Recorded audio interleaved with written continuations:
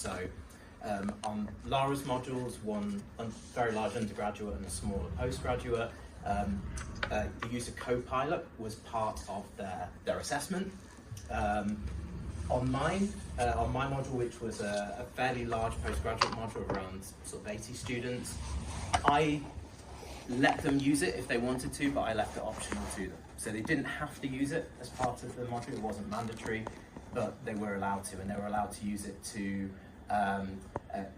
help them to approach blog writing, which created in itself a sense of discomfort, because for many of the students, almost exclusively, they hadn't written blogs, certainly not at least for assessment purposes. And they also had to produce a video pitch at the end of my module too, which they were also allowed to use Gen AI to assist them in producing assets. So not produce the entire video and the editing, but assets that they could use as part of that. So what we had as part of that module was then data from how the students had interacted with the declaration. So first off, had they used it? Had they actually completed the declaration? Or had they just sort of sidestepped it? And I think one of the core differences between Lara and I's module, on Lara's module, very high compliance with those, with filling out those forms and declarations to say that they had used it. It was a key part of the assessment. But what was lower in what boxes they'd actually ticked and shown that they'd used was where it wasn't part of the mandatory task and they could use it for things like grammar checking, or whether they'd used it to engineer prompts. So we see quite a steep drop-off. My stats were quite different, and the reason I gave you a little bit of context behind the difference in the modules was that I actually got pretty low and superficial levels of compliance with the declaration. And by superficial, I mean that for those who did actually say that they'd used AI, they typically didn't change the sort of boilerplate phrase that I got in there, which was basically insert platform here. They just kind of hadn't even read that, and they just sort of ticked, yes, I did use it, but didn't really give any information as to what platforms they were using. There was a slight difference there with the group assessment, a lot more varied. For those who declared that they had used it with the group assessment for the video pitch, it was quite a broad number of platforms, and they documented that use quite broadly as well, because they were asked to provide screenshots if they had actually used it, and examples of prompts. So we've got a little bit of information from the quantitative side. From the qualitative side, as I said, this is very much work in process. So we've only spoken to 2 people so far. One faculty member of staff who has a dual responsibility administratively in terms of digital learning across the business school, and one of our students on the MSc course as well. So I'm going to draw a little bit, because I'm conscious of time, so I'm going to draw a little bit on the questions that Lara posed. Hopefully this works. So in terms of the first question, one of the kind of provisional findings we've got at the moment is this kind of tension between those emancipatory goals that we were anticipating in AI use and the transactional reality.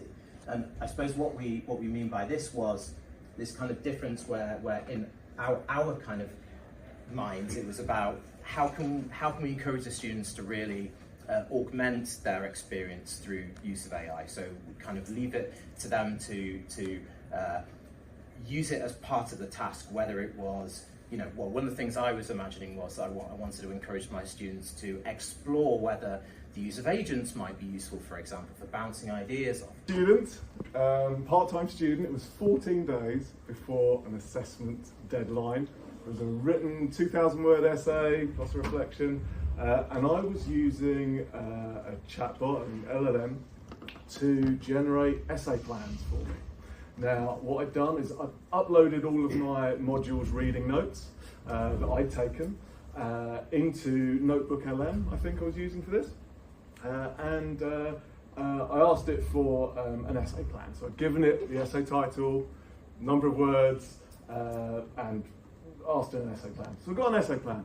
It was pretty good, but I wanted to refine it a bit. I wanted to focus on some theories, less on others.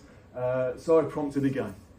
The second essay plan came back yeah, not bad, it's okay, but you know, just a bit more refinement, more of this, less of that. But this time, that was when the mistake happened. In my prompt, I'd missed out the word plan. So I got 2,000 word essay. And there I am, full-time working, part-time studying, 2,000 word essay in front of me. I didn't have a traditional route into master's study. You know, 2 A-levels, they only let me do 2 A-levels because I did so badly in my GCSEs so many years ago. My academic writing was not great. And there's this essay, 2,000 words, it's pretty good. But that's not me. I didn't want to use that. I knew the rules as well. I love reading rules. But I did have a deadline.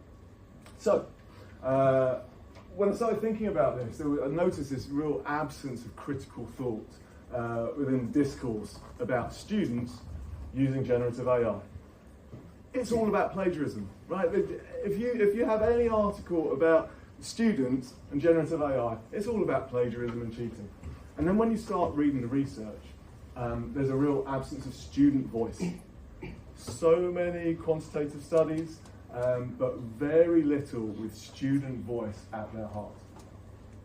So, I needed a sample that was going to, I think for whom this type of tension that I'd experienced could also have worked. So this is a purposive sample.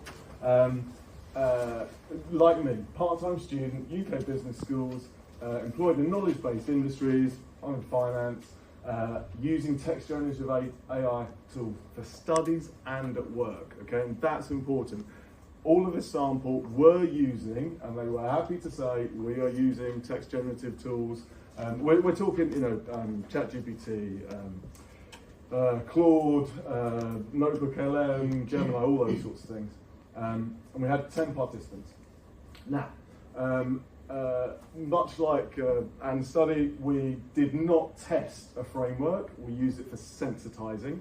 You know, we took from this language ideas. It informed search terms for literature review and stuff like that. But this was not much. We didn't use this very much at all. It did help us form the research questions initially. So how the individual values, situational pressures, and I can tell you now, it's mainly time-based pressure for this sample, and organisational norms influence their use of AI for academic tasks, and then further, getting a bit deeper, a bit more into sense-making, how do students experience attention between conflicting workplace norms and academic norms. Now, we lent very heavily into the qualitative sort of research methods. If you're not familiar with qualitative abductive research, I recommend looking that up. Simon and Whiting, 2025. I do have the reference at the end. And that is about blurring the lines between research and participants. So, I'd experienced this. I fit the sample criteria. I was the interviewer. So we were benefiting from very high information power there. We were kind of speaking the same language. We had similar experiences. There were semi-structured interviews. I started with self-disclosure. Not the self-disclosure that I started this presentation with. That was important. The disclosure was, you know, I use AI in my studies. And I had to leave it at that. I didn't want any positive response bias. I didn't want my participants to just, you know, please me by saying, oh yes, I do too, and nothing like that. I had to leave it ambiguous and hopefully allow them to realise that you know, their use was maybe ambiguous as well in the context of rules, etc. Engaging in sense making, so that was a co-creation of data in the moment, and our analysis was reflexive thematic analysis. Very specifically, the coding was inductive with abductive theme development and writing up. Now, the 3 themes that I identified is inevitability, many easily justifiable lines of acceptability, and opportunities to exercise agency. So we'll go through these. Inevitability. Maria. So, in a way, there's no pedaling back at this point, right? And Marie, this is actually essential to all future. Not future, for the current. Yet, at the same time, John and Nick, they were saying, we don't talk about this. Nick mentioned this word taboo. So, you know, basically the students were not talking to each other about their use of generative AI for their assignments. They weren't speaking about it with their educators either. How am I going to tie those together into AI, into inevitability? I've used a metaphor of the AI inevitability train, and this clearly has not been done by AI. I'm using this metaphor of a train because a moving train without brakes cannot be stopped. There's this real sense that we're all being dragged along. If you mistakenly step on the train, you're not getting off. It's rocketing through. It hasn't quite left the platform yet, but it's a noisy old train, and they're not talking about it.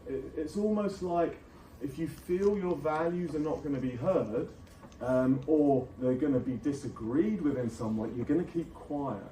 So that's really reinforcing the taboo. But we're thinking maybe those still on the platform are having some important conversations and need to be listened to. Now, many easily justifiable lines. I'm sorry for all the educators in the room and the entire conference, but Florence considers that the form of the assessment somehow justifies the use of Gen AI. They will literally take multiple choice questions, put them into AI because they're multiple choice questions. Gary and Anna consider, look, why is my business school banning the use of AI? I'm just going to take a little tangent there actually. It's not quantitative, but out of the 10 participants, only one had read their AI use guidelines. Okay? Everyone had assumed they were completely banned, they're not allowed to use it. So any small use of it felt bad, felt like they were doing something wrong. Maybe that's why they're not talking about it.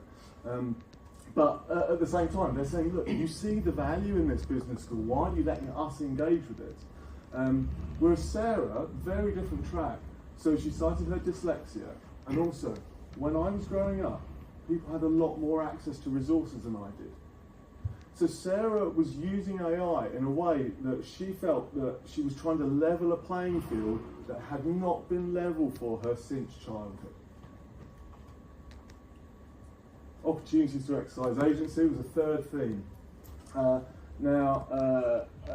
Again, for educators and everyone in education, Maria figured she was using ChatGPT to play the system. If she didn't see value in this assignment for what she wanted her qualification for, she just needed to tick a box. So she would use Gen AI for that reason. Nick, on the other hand, and remember this sample of people that use AI in work and in their studies, Nick specifically said, I do not want the AI to make the decision for me. And here's an interesting one because his role in the workplace was designed with AI use in mind. So there's already an inhuman level of productivity expected of him. But he was keeping the decisions for himself. Willow trying to write emails by herself more, and Anna, she didn't feel that she could get into the flow of an argument for her assignment by using AI. So people were exercising their agency in different ways for different reasons. So the central issue, it seems, that there's this alignment of students using AI must be plagiarism, cheating. The position students is the problem, but because of the taboo, it seems that maybe the business school's environment is not psychologically safe. So they're keeping quiet about it. So maybe it's the guidelines, maybe it's this environment, and definitely the cheating rhetoric that are causing the problems.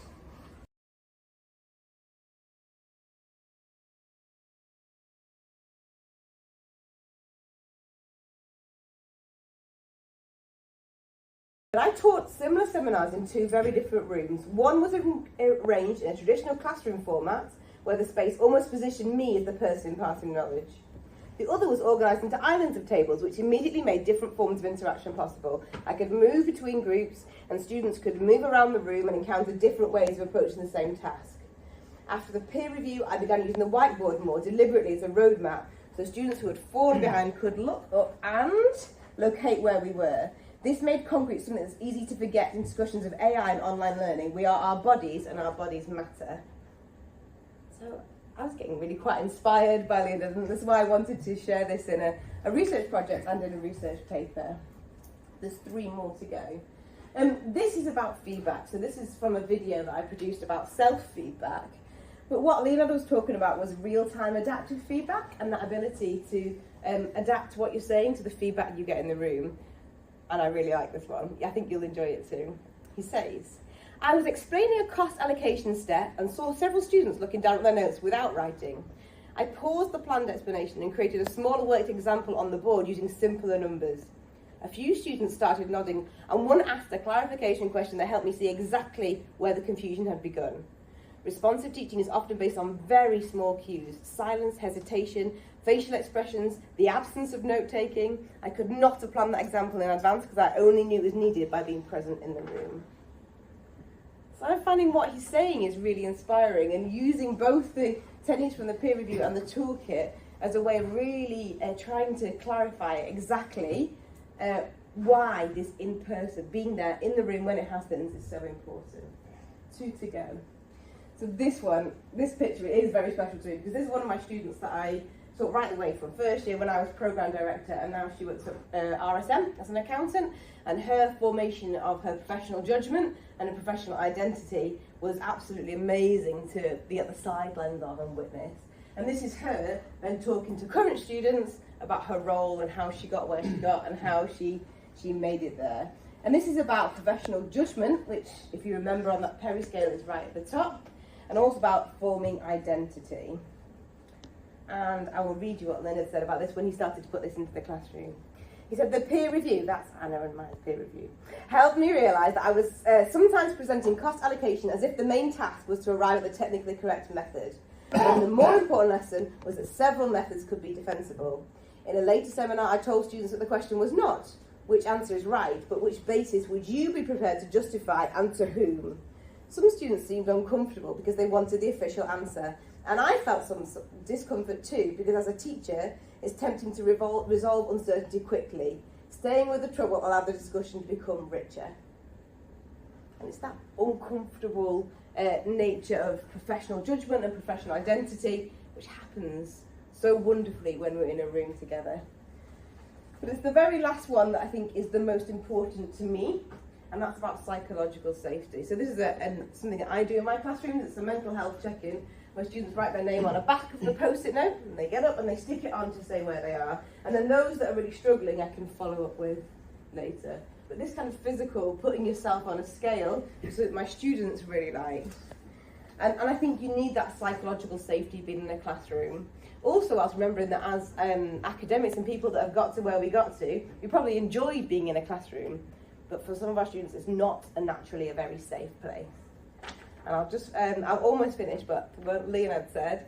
One of the most useful pieces of feedback I received was my tendency to say that something was not very difficult. I meant this to reassure, but I could see how it might have the opposite effect for someone already struggling.